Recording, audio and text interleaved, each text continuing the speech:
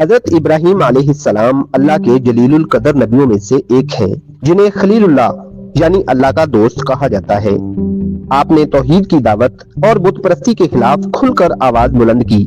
اسی وجہ سے اپنی قوم کے شدید رد عمل کا سامنا کرنا پڑا اور انہیں آگ میں ڈال دیا گیا، مگر اللہ تعالیٰ نے معجزانہ طور پر انہیں محفوظ رکھا۔ یہ بات تو ہم سب کو پتا ہے کہ آپ علیہ السلام کو آگ میں ڈالا گیا، لیکن سوال یہ ہے کہ انہیں آگ میں ڈالا کیسے گیا؟ وہ آگ تو اتنی بڑی تھی کہ اس کے قریب جانا بھی ممکن نہیں تھا، اور روایات میں ہے کہ پرندے اس کے اوپر سے اڑ نہیں سکتے تھے، اتنی زیادہ ہیٹ تھی آگ کے شعلوں کی۔ اور حضرت ابراہیم علیہ السلام کو آگ میں ڈالنے کی وجوہات کیا تھیں اور ڈالا کیسے گیا، اس بارے میں تفصیل سے بات کرتے ہیں اور حضرت ابراہیم علیہ السلام کے بارے میں جانتے ہیں اور بہت سی دلچسپ باتیں۔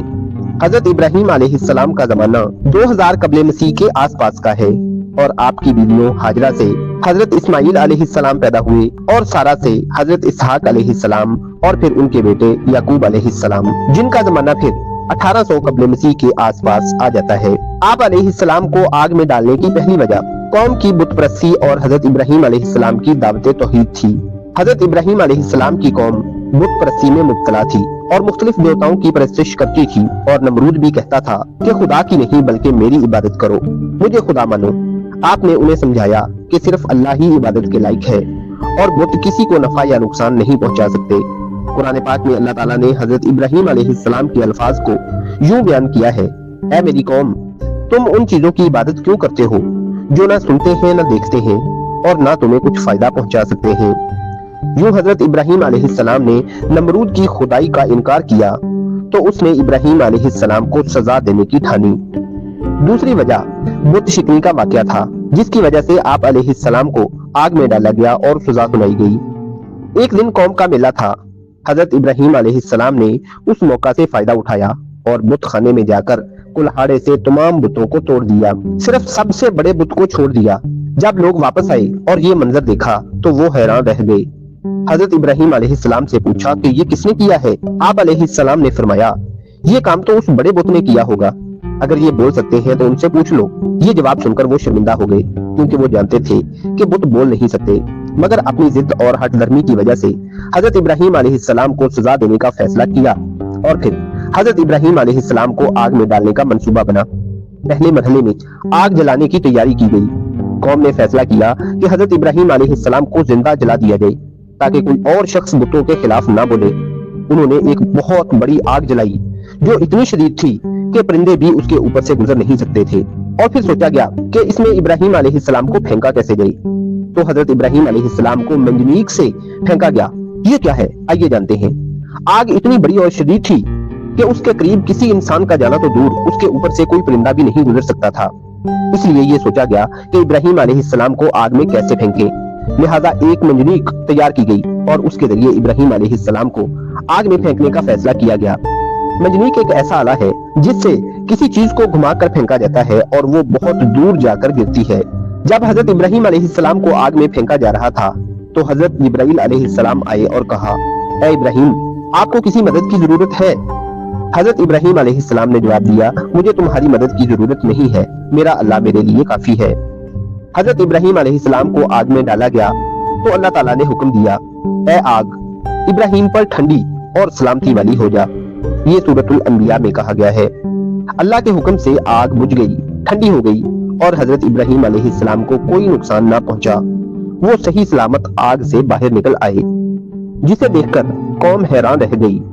حضرت ابراہیم علیہ السلام کتنے دن آگ میں رہے، اس بارے میں مختلف روایات ہیں۔ زیادہ مشہور یہ ہے کہ وہ 40 دن آگ میں رہے۔ اس واقعہ کے دوستوں دور رس نتائج اور اثرات ہوئے۔ نمبر 1، قوم پر حضرت ابراہیم علیہ السلام کی سچائی واضح ہو گئی۔ لوگوں نے دیکھا کہ حضرت ابراہیم علیہ السلام کو نقصان نہیں پہنچا، آگ ان کو جلا نہیں سکی، جو ان کے نبی ہونے کا واضح ثبوت تھا، مگر زیادہ تر لوگوں نے پھر بھی حق کو قبول نہیں کیا، اور پھر قوم نے حضرت ابراہیم علیہ السلام کو قتل کرنے کا منصوبہ بنایا۔ تو اللہ کے حکم سے آپ نے عراق چھوڑ کر فلسطین اور پھر مکہ کی طرف ہجرت کی، اور پھر نمرود جو خود کو خدا کہلواتا تھا حضرت ابراہیم علیہ السلام کے ساتھ مناظرہ کرنے آیا، مگر اللہ نے ایک چھوٹے سے مچھر کے ذریعے اسے ہلاک کر دیا۔ کہتے ہیں کہ ایک مچھر ناک کے ذریعے اس کے دماغ میں چلا گیا اور وہ اپنے سر میں جوتے مارتا، پتھر مارتا، اپنا سر دیواروں سے ٹکراتا۔ یوں ایک دن جوتے اور پتھر سر میں مارتے اس کی ہلاکت ہو گئی۔ یہ واقعہ ہمیں سکھاتا ہے کہ جب ہم اللہ پر بھروسہ کرتے ہیں تو وہ ہماری حفاظت کرتا ہے، چاہے حالات کتنے ہی مشکل کیوں نہ ہو۔ حضرت ابراہیم علیہ السلام کی استقامت اور صبر ہر مومن کے لیے ایک مثالی نمونہ ہے۔ بے شک جن لوگوں نے کہا کہ ہمارا رب اللہ ہے اور وہ اس پر ثابت قدم رہے، ان پر فرشتے نازل ہوتے ہیں اور کہتے ہیں نہ ڈرو، نہ غم کرو اور جنت کی خوشخبری سنو جو تم سے وعدہ کی گئی ہے۔ دوستو، مسجد اقصی کے بارے میں دو روایات مشہور ہیں کہ یہ سب سے پہلے حضرت آدم علیہ السلام نے تعمیر کروائی تھی، اور دوسری روایت کے مطابق یہ سب سے پہلے حضرت ابراہیم علیہ السلام نے تعمیر کروائی تھی، لیکن اس کی دوبارہ تعمیر اور مرمت اس کے بارے میں سب متفق ہے کہ یہ حضرت سلیمان علیہ السلام نے کروائی تھی۔ حضرت سلیمان علیہ السلام نے یہ دوبارہ تعمیر اور مرمت کا کام جنوں اور انسانوں سے کروایا تھا۔ کیسے جنوں اور انسانوں نے مل کر اس تعمیر کو مکمل کیا، اور اس تعمیر کے متعلق اور حضرت سلیمان علیہ السلام کے متعلق دلچسپ اور امیزنگ فیکٹس جنہیں جان کر آپ حیران رہ جائیں گے۔ حضرت سلیمان علیہ السلام اللہ کے جلیل القدر نبی اور عظیم بادشاہ تھے، جنہوں نے فلسطین پر اپنے والد حضرت داؤد علیہ السلام کے بعد 30 سال تک حکومت کی۔ آپ کا زمانہ 1000 سے 900 قبل مسیح کے درمیان کا ہے۔ اللہ تعالیٰ نے آپ کو بے شمار معجزات عطا کیے، جن میں جنات، انسانوں، پرندوں اور ہواؤں پر اختیار شامل تھا۔ آپ علیہ السلام نے اپنے والد حضرت داؤد علیہ السلام کے بعد حکومت سنبھالی اور اللہ کے حکم سے بیت المقدس کی تعمیر نو کروائی۔ تعمیر کیسے حیران کن طور پر جنوں اور انسانوں نے مل کر کی، آج کی ویڈیو میں ہم یہی جانیں گے۔ بیت المقدس، جسے مسجد اقصی بھی کہا جاتا ہے، دنیا کی مقدس ترین جگہوں میں سے ایک ہے۔ یہ وہ مقام ہے جہاں حضرت ابراہیم علیہ السلام، حضرت داؤد علیہ السلام، حضرت سلیمان علیہ السلام اور دیگر انبیاء نے عبادت کی۔ روایات کے مطابق بیت المقدس کی پہلی تعمیر حضرت آدم علیہ السلام نے کی تھی، اور کچھ تاریخ دانوں کے نزدیک حضرت ابراہیم علیہ السلام نے کی تھی۔ حضرت ابراہیم علیہ السلام اور حضرت یعقوب علیہ السلام نے بھی اس کی مرمت اور ترقی میں بھی حصہ لیا۔ حضرت ابراہیم علیہ السلام کے مسجد اقصی کی تعمیر یا مرمت کرنے کے جو تاریخی شواہد ہیں، وہ مکہ میں کعبہ کی تعمیر کے 40 سال بعد کے ملتے ہیں۔ یعنی جب حضرت ابراہیم علیہ السلام نے مکہ میں کعبہ کی تعمیر کی، اس کے 40 سال بعد آپ نے بیت المقدس کی تعمیر و مرمت کروائی، اور یہ کام انہوں نے اپنے بیٹے حضرت اسحاق علیہ السلام کے ساتھ مل کر کیا۔ اس کے صدیوں بعد، مطلب کم و بیش 1000 سال بعد، حضرت داؤد علیہ السلام نے اس کی تعمیر کا ارادہ کیا، مگر اللہ نے یہ کام حضرت سلیمان علیہ السلام سے لینا تھا، اس لیے ان کے مقدر میں لکھ دیا۔ کیونکہ حضرت ابراہیم علیہ السلام کا جو زمانہ ہے وہ 1800 قبل مسیح سے پہلے کا ہے، اور سلیمان علیہ السلام 900 سے 1000 قبل مسیح کے درمیان میں آتے ہیں، یعنی 1000 سے 900 سال کا فاصلہ ہے سلیمان علیہ السلام اور ابراہیم علیہ السلام کے درمیان میں، اور آپ حضرت یعقوب علیہ السلام کے بیٹے یہودا کی نسل سے ہیں۔ اللہ تعالیٰ نے حضرت سلیمان علیہ السلام کو ایسا اختیار دیا تھا کہ وہ جنات اور دیگر مخلوقات کو اپنے حکم کے مطابق کام پر لگا سکتے تھے۔ وہ مختلف جانوروں سے کمیونیکیٹ کر لیتے تھے۔ اسی حوالے سے قرآن پاک میں یوں بیان کیا گیا ہے، اور ہم نے سلیمان کے لیے ہوا کو مسخر کر دیا تھا جو ان کے حکم سے نرمی کے ساتھ چلتی تھی جہاں وہ چاہتے، اور ہم نے ان کے لیے جنات کو تابع کر دیا جو ان کے حکم سے تعمیرات اور دیگر کام کرتے تھے۔ حضرت سلیمان علیہ السلام نے جنات اور انسانوں کو حکم دیا کہ وہ بیت المقدس کو دوبارہ تعمیر کریں۔ جنات نے بڑے بڑے پتھر، نایاب دھاتیں اور دیگر تعمیراتی سامان اکٹھا کیا۔ انسانوں نے اس کو حسین انداز میں تعمیر کیا، اور جنات نے وہ کام کیے جو عام انسان کے بس میں نہیں تھا۔ روایات کے مطابق حضرت سلیمان علیہ السلام نے بیت المقدس میں انتہائی نفیس اور خوبصورت انداز میں کام کروایا۔ محل اور مسجد میں شفاف شیشے جیسے فرش بنوائے جسے دیکھ کر لوگ سمندر یا پانی سمجھنے لگتے تھے۔ دیواروں پر سونے اور چاندی کی تہیں بھی لگائی گئیں اور مختلف قیمتی پتھر جڑے گئے۔ شاندار ستون اور محرابیں بنائی گئیں۔ تقریباً 961 قبل مسیح میں حضرت سلیمان علیہ السلام نے مسجد اور شہر کی تعمیر و تجدید کروائی۔ یہی وجہ ہے کہ یہودی بیت المقدس کو ہیکل سلیمانی بھی کہتے ہیں، کیونکہ اس کی تعمیر و ترقی سلیمان علیہ السلام نے کروائی تھی۔ 586 قبل مسیح میں بابل یعنی عراق کے بادشاہ بخت نصر نے اس خوبصورت شہر کی اینٹ سے اینٹ بجا دی اور 1 لاکھ یہودیوں کو غلام بنا کر عراق لے گیا۔ پھر لگ بھگ 50 سال بعد یعنی 539 قبل مسیح میں شہنشاہ فارس سائرس اعظم نے بابل فتح کیا اور یہودیوں کو بیت المقدس جانے کی اجازت دے دی، جہاں انہوں نے بیت المقدس شہر اور ہیکل سلیمانی کی دوبارہ تعمیر و مرمت کی۔ 70 عیسوی میں رومی جنرل ٹائٹس کے ہاتھوں ایک بار پھر یروشلم اور ہیکل سلیمانی تباہ ہوئے، اور پھر حضرت عمر رضی اللہ تعالیٰ عنہ کے دور میں دوبارہ فتح ہوا۔ حضرت سلیمان علیہ السلام جب مسجد کی تعمیر کی نگرانی کر رہے تھے تب وہ ایک لاٹھی کے سہارے کھڑے ہو گئے تھے۔ اللہ کے حکم سے جب حضرت سلیمان علیہ السلام کا انتقال ہوا تو جنات مسلسل کام کرتے رہے، کیونکہ انہیں معلوم نہیں تھا کہ آپ وفات پا چکے ہیں۔ जब एक दीमक ने हजरत सुलेमान अलैहिस्सलाम की लाठी को खाकर कमजोर कर दिया तो आप अलैहिस्सलाम जमीन पर गिर पड़े। तब जिन्नात को मालूम हुआ कि आप वफात पा चुके हैं, जिसका मतलब है आप कमोबेश 1 महीना और कुछ रवायात के मुताबिक 1 साल से ज्यादा अरसा खड़े रहे थे। और जिन्नात और इंसान जो भी मस्जिद अक्सा की तामीर कर रहे थे उन्होंने अपना काम जारी रखा और जो इतने अरसे में मस्जिद अक्सा की तामीर मुकम्मल हो गई थी। कुरान पाक में इस बारे में यूं बयान किया गया है, जब हमने सुलेमान अलैहिस्सलाम पर मौत का हुक्म सादर किया तो किसी को उनकी मौत का पता न चला सिवाय जमीन की दीमक के जो उनके असा को खाती रही यहाँ तक कि वो गिर पड़े। तब जिन्नात को मालूम हुआ अगर वो गैब जानते तो इस मुशक्कत में मुब्तला न रहते। मतलब वो तामीर का काम कर रहे थे। अगर उनको पहले दिन ही पता चल जाता कि सुलेमान अलैहिस्सलाम वफात पा चुके हैं तो वो उसी दिन काम छोड़ देते। ये वाकया साबित करता है कि जिन्नात गैब का इल्म नहीं रखते और सिर्फ अल्लाह के हुक्म से ही काम करते हैं। बैतुल मुकद्दस एक अजीम इबादतगाह बन गया जहां बनी इसराइल के अंबिया और उम्मतें इबादत के लिए आते थे। ये मुसलमानों, यहूदियों और ईसाइयों के लिए मुकद्दस तरीन मुकामात में शुमार होता है। हजरत सुलेमान अलैहिस्सलाम ने बैतुल मुकद्दस को एक इल्मी और रूहानी मरकज बनाया जहां लोग अल्लाह की इबादत और इल्म हासिल करने के लिए आते थे। जिन्नात हजरत सुलेमान अलैहिस्सलाम की इताअत करते थे मगर उनके बस में कुछ नहीं था। अल्लाह ने साबित कर दिया कि गैब का इल्म सिर्फ उसी के पास है। हजरत सुलेमान अलैहिस्सलाम की जिंदगी और बैतुल मुकद्दस की तामीर हमें सिखाती है कि ताकत और इख्तियार अल्लाह की देन है, उसे नेकी के लिए इस्तेमाल करना चाहिए। जिन्नात और दीगर मखलूकात अल्लाह के हुक्म के ताबे हैं मगर उनमें गैब का इल्म नहीं है। अल्लाह की रजा के लिए मेहनत कभी जाया नहीं जाती और बैतुल मुकद्दस आज भी एक मुकद्दस मुकाम है और क़यामत तक रहेगा। ये मुसलमानों के ईमान का हिस्सा है। दोस्तों, आज की वीडियो में हम आपके साथ मूसा अलैहिस्सलाम के समुंदर पार करने का वाकया शेयर करेंगे और इस वाक़े के मुताल्लिक तमाम हकाइक भी कि क्या वाकई समुद्र में रास्ता बना और वो समुद्र कौन सा था, कितने लोगों ने समुद्र पार किया और कैसे, और फिरौन के कितने साथी समुद्र में डूब गए थे। हजरत मूसा अलैहिस्सलाम अल्लाह के बहुत ही लाडले नबी थे। आपका दौर 1496 से 1316 कब्ल मसीह का था और आप हजरत याकूब अलैहिस्सलाम के 12 बेटों में से उनके बेटे लावी की नस्ल से हैं। हजरत मूसा अलैहिस्सलाम फिरौन के मजालम से तंग आकर बनी इसराइल को मिस्र से निकालकर अर्ज़े मुकद्दस यानी फलस्तीन की तरफ ले जा रहे थे। वो मिस्र में फिरौन के जुल्म सितम से निजात पाने के बाद सहराए सीना के रास्ते फलस्तीन की तरफ रवाना हुए। समुद्र के पास पहुंचने और उसमें से रास्ता बनने और मूसा अलैहिस्सलाम के साथियों के गुजरने और फिरौन के डूबने से पहले हम थोड़ा सा बैकग्राउंड इंफॉर्मेशन भी समझ लेते हैं। हजरत मूसा अलैहिस्सलाम और उनके फॉलोअर्स यानी बनी इसराइल का मिस्र से निकलने का बुनियादी सबब फिरौन और उसके मुजालिम थे। ये वाकया तारीख का अहम तरीन वाकया है जो कुरान मजीद और दीगर आसमानी किताबों में तफसील से बयान किया गया है। बनी इसराइल हजरत याकूब अलैहिस्सलाम की औलाद थे जो हजरत यूसुफ अलैहिस्सलाम के जमाने में मिस्र आए थे। हजरत यूसुफ अलैहिस्सलाम के दौर में बनी इसराइल इज्जत व वकार के साथ मिस्र में रह रहे थे, लेकिन उनके इंतकाल के बाद जब नया फिरौन हुक्मरान बना तो उसने बनी इसराइल को गुलाम बना लिया। फिरौन को खदशा था कि बनी इसराइल की तादाद बढ़ती जा रही है और वो एक दिन उसके खिलाफ बगावत कर सकते हैं। इस खौफ की वजह से उसने दर्ज झैल जालिमाना इकदामात किए। नंबर 1, उसने बनी इसराइल को गुलाम बनाकर उनसे सख्त मुशक्कत करवाई और फिर उन पर भारी टैक्स आयद किए और उनके साथ जानवरों जैसा सलूक किया जाता था। फिरौन ने हुक्म दिया कि बनी इसराइल के तमाम नौज़ायदा लड़कों को कत्ल कर दिया जाए और सिर्फ लड़कियों को जिंदा रखा जाए ताकि उनकी आबादी ना बढ़े। इसी हुक्म के दौरान हजरत मूसा अलैहिस्सलाम की पैदाइश हुई, लेकिन अल्लाह के हुक्म से उनकी वालिदा ने उन्हें एक टोकरी में रख लिया। उन्हें एक टोकरी में रखकर दरियाए नील में छोड़ दिया, जहां से फिरौन के खानदान ने उन्हें लिया और पाल लिया। हजरत मूसा अलैहिस्सलाम जब बड़े हुए तो अल्लाह ताला ने उन्हें नबूवत अता फरमाई और हुक्म दिया कि वो फिरौन के पास जाकर उसे तौहीद की दावत दें और बनी इसराइल की आजादी का मुतालबा करें।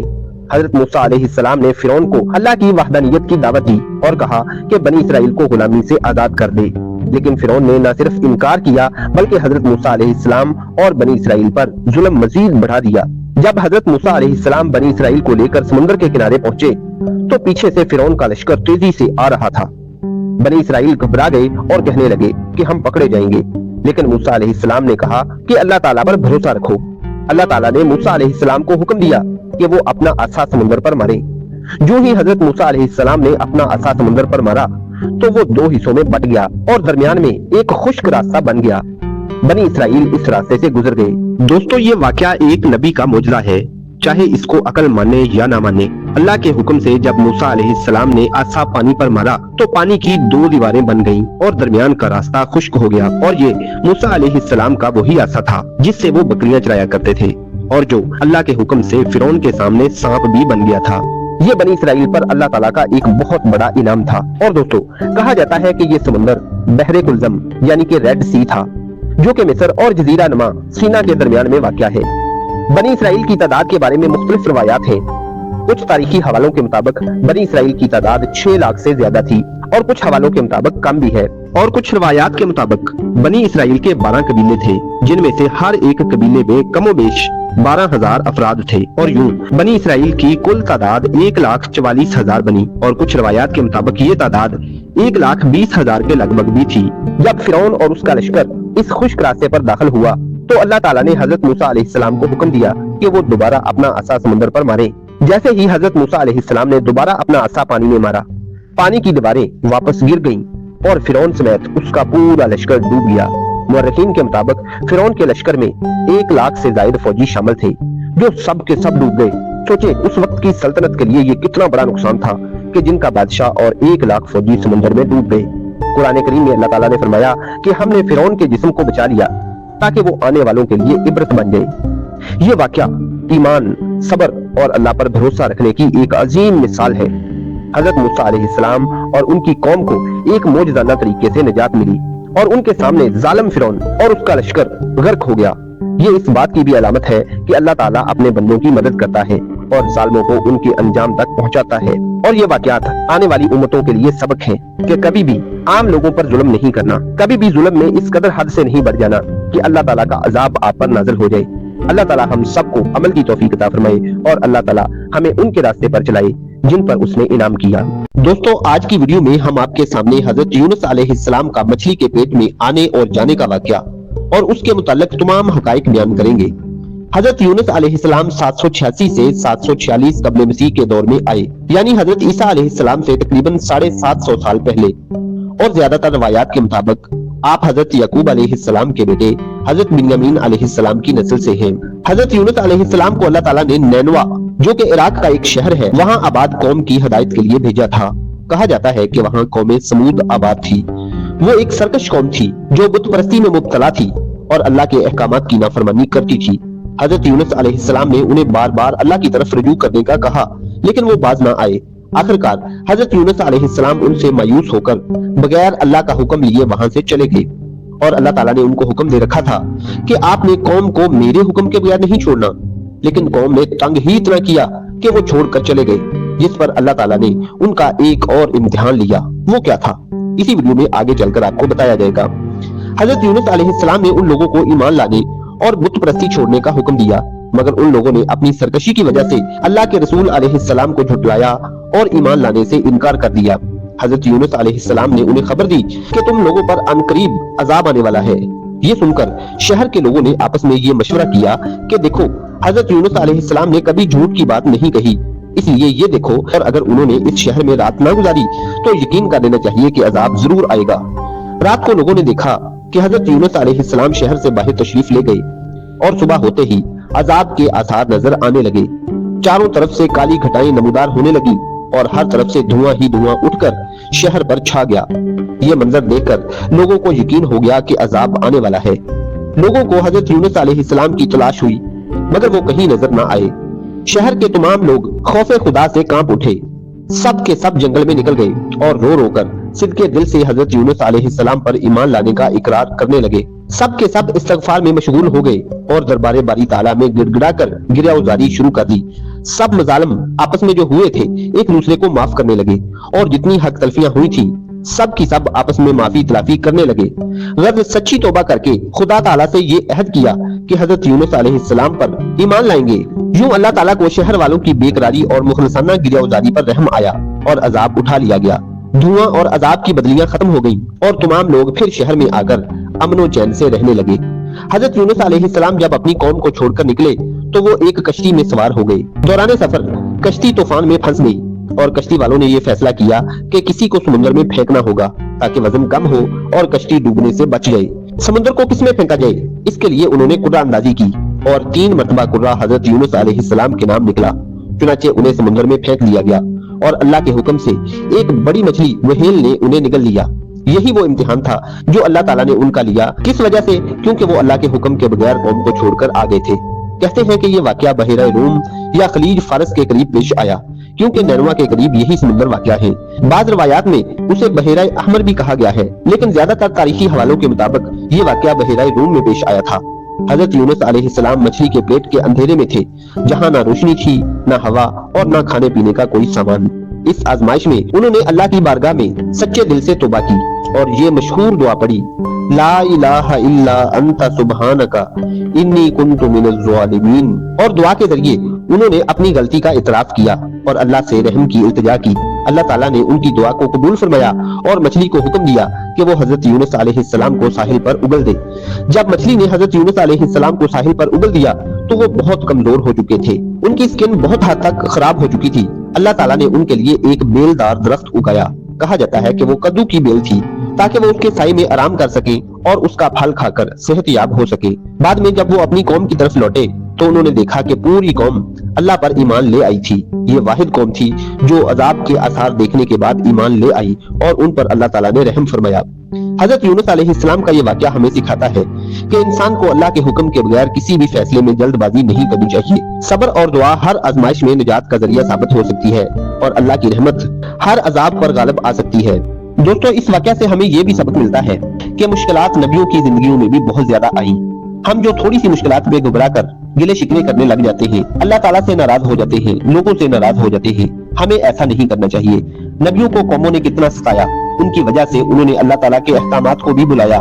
जैसा कि यूनुस अलैहिस्सलाम को अल्लाह ताला ने ये हुक्म दिया था कि आपने मेरे हुक्म के बगैर कौम को नहीं छोड़ना, लेकिन कौम ने तंग ही इतना किया कि यूनुस अलैहिस्सलाम कौम को छोड़कर चले गए। जरा सोचें, अंदाजा लगाएं कि किस कदर कौम ने तंग किया होगा, लेकिन वो फिर भी अल्लाह ताला के रास्ते पर डटे रहे।